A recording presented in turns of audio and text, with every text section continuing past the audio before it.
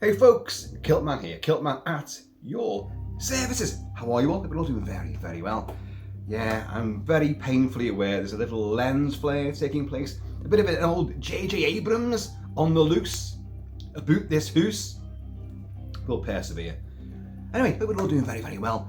Now, it's been a few days since the last video I did because, well, it's a world of change and Kilty has started his new job. Yes, his new career, his burgeoning new career has already begun. Now I told you a couple of videos ago about the new job. The first interview I've had for literally decades, and at the end of it he said, the job's yours. Just handed it to me on a plate, the job's yours. So, oh, okay, great, I've got it. And then you go through all your background checks and all that kind of stuff, which obviously, because I'm militarily cleared, and high up in the echelons of the Ministry of Defence, my clearance just sailed through completely. So back end of last week, I got told that it was like Thursday, your first official day of work for us, for the council, the local council, is tomorrow, which was last Friday. And I went, okay, right, brilliant. And then I got another phone call later on that day, and he went, can you work next week? Now, the job, in case you don't remember, it's I'm on a bus. I'm not the driver. I can't drive. Imagine that kind of cock up they'd make. I am the passenger assistant. I've got to get my own title right, haven't I? The passenger assistant on school buses. But these aren't just any old school bus. They're not the American yellow school buses where it's just a riot all the time. No, these are far worse. These are kids with needs, special needs. And anyway, so I've got the job to look after the kids. Pick them up in the morning from the front door, put them on the bus, make sure they're happy, pick each kid up obviously, don't leave any behind, get them to the school, get them all off okay. And then of course, end of the day, you've got to pick them up from the school and do the whole thing in reverse. That's all great, very active, But of course, you've got to look after them while they're on the bus. And these are kids with special needs. Okay, I mean, kids are kids regardless, aren't they? Some are very quiet and timid, and some are not so quiet and timid. Some are very loud, abrasive, and disruptive. And of course, what's the bus they put Kilty on first of all? The notorious bus, driven by the great Dave. Dave lives in Wallasey Village, where I grew up, and so he's great, and we have a good laugh. But I don't sit with him while we're actually got the kids there. I'm in the back with the kids, making sure like peace and tranquility is upheld. So I was told, right, you're working on Monday. I went, okay, brilliant. But later on the Friday, last orders on Friday, they phone me again and said like, oh, don't worry, you can stand down because we found someone close who can be picked up, who can look after the kids. So stand down, don't worry. But we'll be in touch very soon. The weekend went by, and I'm used to my life of doing nothing for most of the time, no responsibilities whatsoever, and but I didn't sleep well on Sunday night, and I woke up, well, I wasn't asleep. I got up about 5 in the morning. I just knew, I had a sixth sense, a spidey sense tingling that someone was going to get on the blower at the crack of dawn, and indeed they did. Poor old Dawn and their crack. Oh, Jesus. It's seen some activity. They're on the blower to me. I know we said to you it was all stand down, don't worry, but the job's back on. Can you do it? So I thought, well, strike while the iron's hot. Be enthusiastic, be motivated. Yeah, I'll do it. How long's it on for? It's all week, okay? Because I'm covering for people that are not there, obviously. And then after a few months, I'll have my own run to do. Probably all the time, very regular, full-time sort of thing. Which is, I'm only doing this because I want just a bit of extra whiskey money. That's all I need, And nothing with any true commitments, no 9-to-5 stuff, no office bullshittery, and a bit more active, So I went, oh, okay, yeah, I'll do it. So thrown in the deep end. I didn't have my security pass. I didn't have my donkey jacket. I didn't have a high vis, which you meant to wear as well. I had nothing. I had none of my workies kit. He said, oh, just come in and pick it up, you know, it'd be fine. But we'll get the driver to bring a spare high-vis vest for you. You know, one of these things. Where it is. There. High-vis stuff. So he did. He brought that. And talk about a trial by fire. I didn't have a clue what I was doing. Absolutely no Scooby-Doo at all. And you meant to memorise these names. They sent me a sheet with all the names of the kids and what their particular issues were. The kids on this particular one, all this week, they've all got ADHD, and they're all aged between like 7 and I think maybe 9 and 10. Some are much bigger than others, but you know, and I think we got 8. See, I can't remember now. We got 8, I think. The first day I did it, 2 kids hadn't gone, they'd been on holiday, they hadn't come back yet. So we actually got them literally yesterday. So they were 2 new faces for me, and I'm the new face for them all. Another guy does it, and he's a lot older than me, a lot older and a lot stricter. So pretty much the day one they were going like, oh, you're the best escort we've ever had, we love you, Chris. And of course I'm not wearing a kilt, so I'm not Kilt-Man. I mean, I've got a kilt on right now, but I don't wear the kilt when I'm on the bus. And I explain why. You know, I asked, you know, the bosses, you know, I wear a kilt all the time. I have no trousers, you know, anymore, no jeans. And he went, well, you know, you can wear a kilt, but I knew there was a but coming, so I supplied, you know, the but for them. Should rethink that phrase. Obviously, wearing a kilt for practical reasons, getting on and off the bus, and a kilt pin and all that, flapping in the breeze, loads of seat belts, lots of stuff you've got to do. It's just going to get in the way. Obviously, hair tied up as well. You don't want the kids swinging off your hair or your kilt for that matter. And therein lies the second problem. You've got a kilt on and the kids are like, oh, they're loving it. Oh, he wears a kilt, that's amazing. But you can think of any number of, you know, oddball, hey, scenarios and circumstances where that might not be appropriate. So I went, I won't be wearing a kilt at all, you know. So Mrs. Kilt-Man bought me a pair of cargo pants, mountaineering cargo pants. They have about 10,000 pockets on them. And the first morning shift, I had the whole pantaloon was in full effect, and I didn't like it at all. Oh God, having any kind of bifurcated trouserage around the shins of each leg, I did not like at all.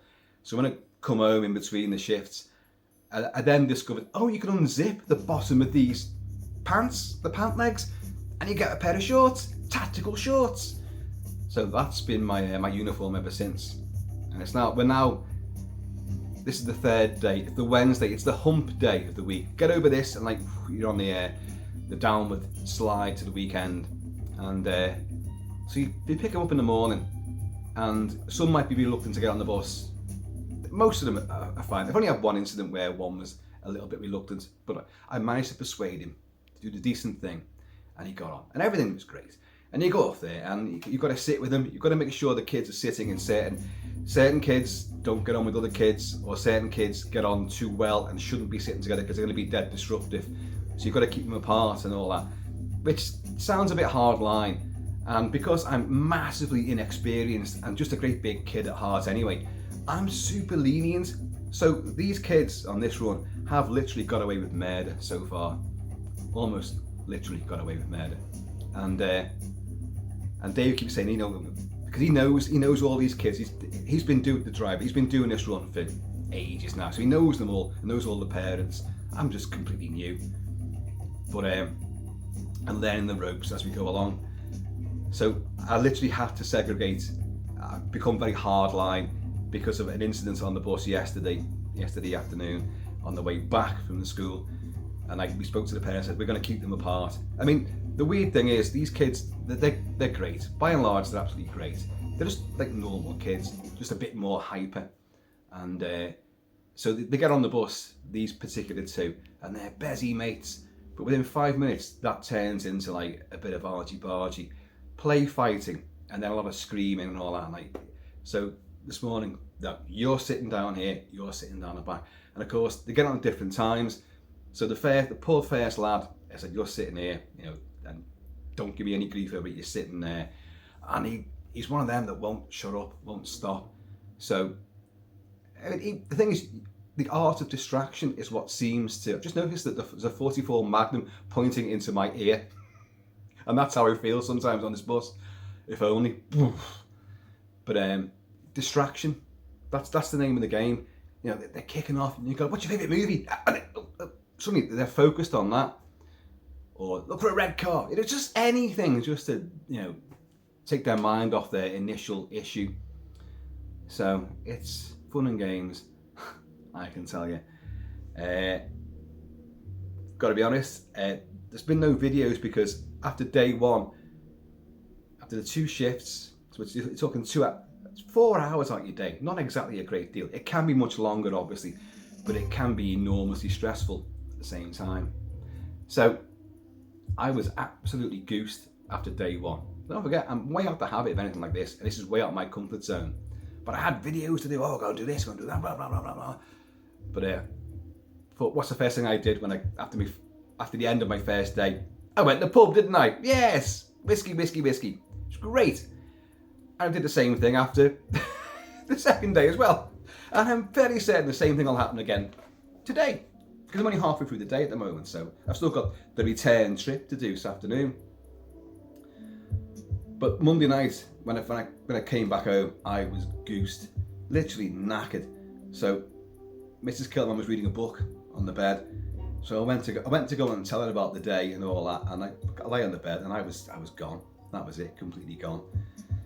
And now each morning I'm getting up super early, and I'm pacing up and down because the bus picks you up from the Kilt Mansion. The bus picks up keep wanting to see personal assistants.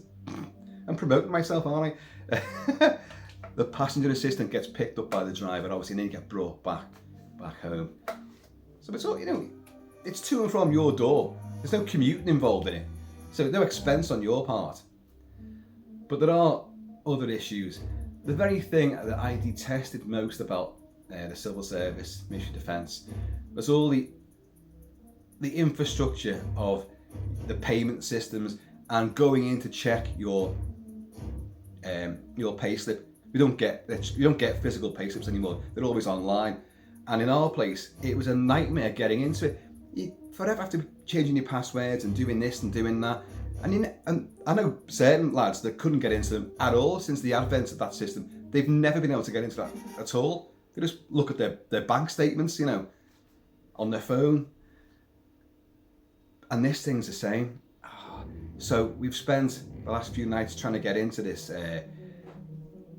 system where you put your bank details in. So obviously I've got payment, and you get paid sort of the middle of the month. So next week it should be a payday. But unless you get your bank details in, you ain't gonna get paid, are you? And we can't put them in. We can't even open up the account. It just fouls you up. Here's a new password for you. Put your password in, and then your date of birth and blah blah blah. Do that, and it should be okay. You just change everything. You followed all the instructions, and then you click next. And it goes, details are incorrect, and that's been happening ever since. So my head was just like, oh God. I came to this sort of thing thinking I was going to be avoiding all of that bureaucratic red tape behind the scenes bullshit. And no, it's still there. Oh. So finish this off. I'm not driving, so there you go. That's a good boom, wasn't it?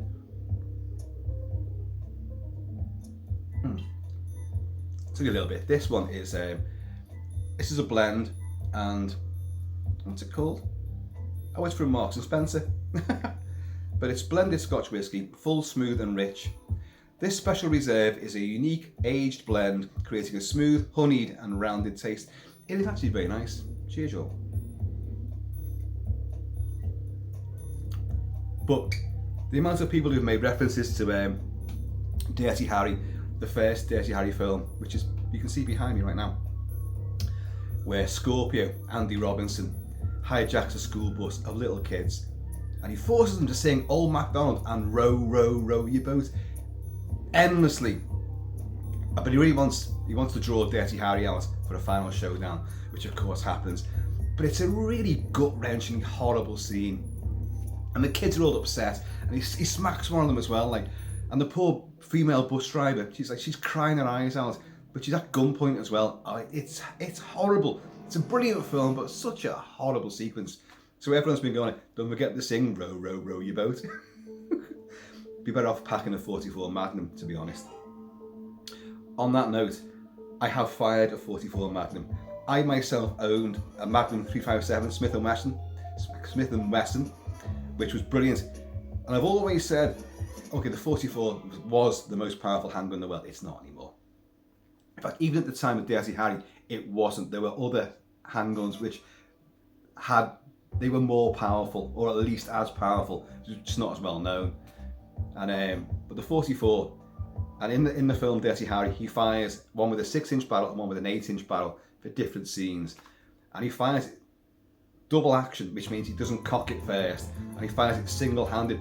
But Clint is a big fella, did a lot of weights, and he's super tall, got long legs and a good stance, so he trained himself how to use that weapon single-handed and double action. So obviously it's a lot easier to cock it back and fire it single action, but if you fire it double action, you've got to put more pressure on the trigger to bring that hammer back, and chances of hitting the target are really minimal.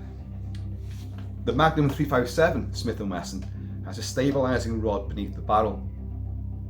Now, having fired them both, I can say that they were just as powerful as each other, but the stabilising rod beneath the barrel on the 357 kept the barrel from flying up when you were firing your shots. You know, so, and I could fire that double action, and I wasn't particularly brilliant. I was much better with an automatic. I had a 9mm Beretta as well, and I was so much better with that. So much more accurate and consistent. But a wheel gun, I don't know. I just when I was good, I was really good. But when I was bad, I was really, really bad as well. But I fired the 44 down the range, and oh my god, no word of a lie. I'm a little short arse. I'm a stocky little sod, but you know, but I'm still a bit of a short arse. And I fired it, 2 hands, cupped it correctly. I fired it single action first of all, bang, and I'm like, whoa, that was good. Then I fired it double action. Oh my god, the pressure, and wow, the kickback. Gun went up in the air, like my feet went up in the air, my arse went west. You know, I was all over the show. That takes some handling, that does. The gun, not my arse. But how do we get on that subject? I'm talking about escorting kids to and from school. I'm talking about viciously powerful handguns, because it puts you in that frame of mind. Yeah, it's well and truly out of my comfort zone. And I'm lenient. The guy that I'm standing in for, Eric, I say he's much older, and he's massively more strict with the kids. But I don't know the parameters. I don't know how, what you're meant to let them get away with, because at the end of the day, they are just kids, and a bit of play fighting, no one's getting hurt. They're not hitting each other. They're just making the sounds and all that. But what I've realised is that Dave down the front at the bus, all he can hear is kids screaming, and he ends up shouting down, keep their voices down, come on, I'm trying to drive here. So you take your cue from him, you go, all right. So you begin to realise the certain decibel level, right, you've reached that now.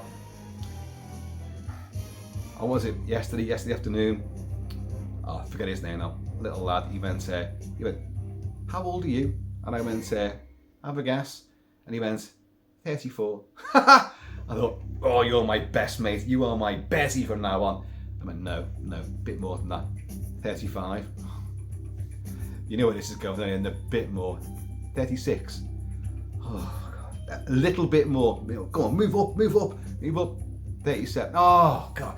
Finally, he got to my age, and I went, do I look like that? 56? And he went. So he is my bestie mate. But that was it now. He went, you're 56, and I went, way, like that. So of course, a couple of the more front seats realised, oh, it's a screaming contest. I can scream louder than you. And oh no. And they're kids, so it's ultra high pitched. Really, someone who's got a bit of tinnitus, that's not a good idea. So I was like, stop the screaming now! Took my fingers out of my ears, and the only person screaming was me. And that was deafening enough. So I found my lungs and a bit of authority, A lot of people who do this job love it, and they've done it for years and years and years. A lot of them are much older than me.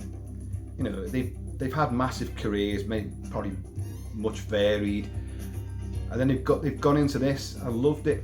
So, you know, I'm not at the point where I love it yet. It's only been 3 days, for God's sake, give me a chance. And I hate wearing high-vis vests. And they gave us a fantastic donkey jacket, which is really, if you're out in the mountains, God, that's going to be brilliant. That's one of the best bits of modern kit that I've come across. But you know what I'm like. I'm not climbing any mountains with this, am I?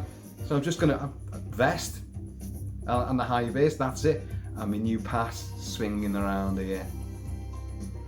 And on the pass, my hair's down, and I've got a big shit-eating grin as well, like, hey! Right, loon job. Cheers, y'all. Oh. But yeah, Dave's a good lad. So we said we're going to meet up for a bevy as well. He drinks down in Wallasey Village. We also drinks in the pub down the road from us here. But I've been bigging up the cask. He goes, oh, I've been in the cask, yeah. Got all my friends drinking there. And he said, do you know Mike Harris? And I'm going like, no. He likes the bands. I said, has he got long hair? He goes, he's a bit of a gypsy. Oh, has he got long hair? Yeah, he loves the bands. I said, has he got long hair? He's like, no. Don't think so. Haven't seen him for a while. But Dave's a character. I love that. So when he picks us up, we have a good natter in the front. And then obviously the whole kid scenario takes place. And then we finally got rid of all the kids and he drives us back. And then we sit outside and have a little bit of a chinwag. So he was a good lad. Now, as I found out just today, this particular run, I thought ended on Friday when Eric comes back on Monday. But Eric ain't coming back on Monday. Maybe Eric's not coming back at all. So I'll be doing this again Monday and Tuesday next week. And I've already had an email saying about my availability for the rest of the week. So it looks like there's a lot of work. This will be fairly consistent for the time being. Unless obviously I cause the bus to crash. Slight misdemeanor there perhaps. But but that's why there's been no videos. We spent all last couple of nights trying to get this pay system sorted out, and we failed big time. So that's a bit of a concern, to be honest. And what I've discovered as I'm getting older, in fact, Mrs. Kilt-Man would say, you weren't even that old when this began, but I am not great with change. I always thought I was that adaptable, resourceful, and with a can-do attitude. And I am, but I'm not as much as I was. And definitely I got a bit of the jitters. It was probably a good idea to have thrown me in at the deep end. And as David said, you're on one of the most notorious rides. Most of them, the kids just sit there silent. And I'm just like, looking at them, what? We got this lot? You've got to be kidding me. Someone saw me coming, didn't they? This is the Kilt-Man. We'll put him on that one. Let's see how he copes with that. Yeah, right, okay.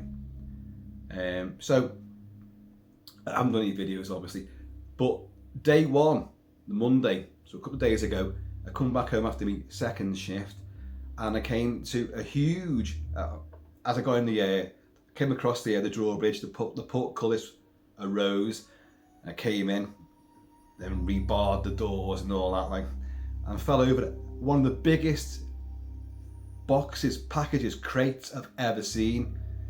And it's all encased in black tape. Looks very sinister. And I almost fell over this bloody thing. And it weighs a ton. I thought, what's this? And my son went and said, oh, that arrived this week just before you come back. So it's just signed for it. And I thought, well, who's that come off? Because normally when someone sends me things, I know something's coming. They let me know, they tell me there's something on the way. And maybe a tracking thing, it's arriving between so and so and so and so. So, I'm normally well aware of it. This time I had no idea. I thought, what the hell is this? And it was to Chris Kilt-Man Macanini. Kilt-Man, fifth dimension. And so I was like, look at it. But then I noticed there was, the sender's address was on it and their name. It's Draven Lee, He's a good friend of mine, and he's a massive fan of Bruce Lee. See the connection? And Brandon Lee. And apparently, I only know this now, apparently he got in touch with Mrs. Kilt-Man on the sly behind my back and arranged to send this. So she knew it was coming, but I don't know what's in it because I haven't had a chance to open it yet because I've been so coming home and like going to the pub and like it hasn't been a moment free to open it.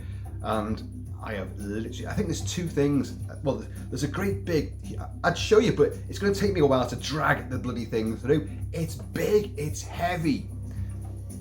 There's like a great big crate on top, and then there's something huge and rectangular underneath, which I don't know, is that a painting? It feels like it's a frame or something like that, you know, underneath. But the whole thing is colossal and it's really taped down good, so it's going to take a lot of getting into. So that video is forthcoming. But Draven, thanks so much, mate.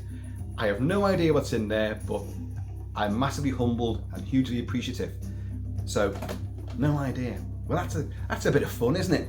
So, with a bit of luck, we might get that done tonight. Unless I'll come back home like that again. I hate kids. I hate kids. God. And go all Andy Robinson. No. Or Scorpio. Oh, have I got anything left in here? Yeah, it's a little tiny a little dreglet. Cheers, y'all.